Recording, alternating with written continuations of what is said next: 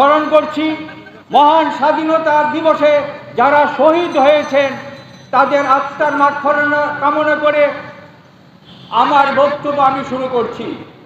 আজকে বাংলাদেশে রাজনীতি কি দেখতে পাচ্ছি? আজকে একটি দল, একটি গোষ্ঠী ভাঙচুরের রাজনীতি করছে। ইতিহাস ঐতিহ্য ধ্বংস করবেন না, ধ্বংস দিয়ে দেশ গড়া যায় না। আজকে রাজনীতি করে তাদের ভুল ত্রুটি থাকতে পারে, কিন্তু ধ্বংসাত্মক রাজনীতি করবেন না। বিগত সরকার এবং অন্যান্য রাজনৈতিক দল ধ্বংস করেছে বলে তারা ধ্বংস দিয়ে শেষ হচ্ছে।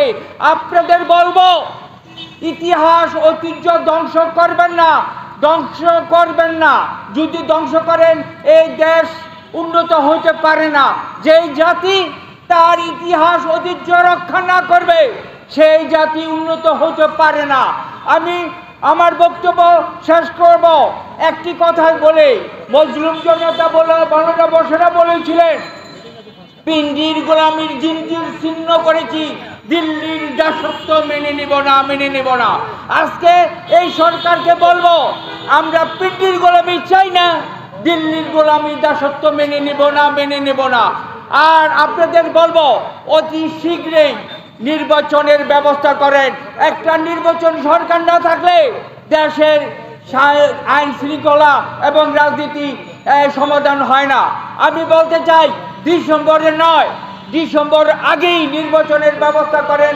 ডক্টর ইউনূস অন্তর্বর্তী সরকারকে বলবো, আজকে আপনারা যে সংগ্রাম করছেন, আজকে ছাত্ররা যে দল করছে, সেখানে মেধা নাই, মনন নাই, সেখানে অভিজ্ঞতা ছাড়া রাজনীতি হয় না। আজকে হুট করে দাঁড়িয়ে আপনারা রাজনৈতিক দল করেছেন, সেখানে ভাঙচুর করে একটি দলকে ধ্বংস করে রাজনীতি হয় না। একটি দলের নেতা হয়তো ভুল করতে পারে, তার বিচার করুন।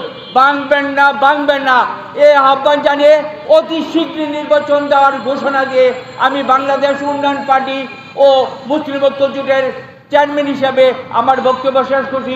জয় হোক মেহনত মানুষের, জয় হোক খেটে খাওয়া মানুষের। ধন্যবাদ।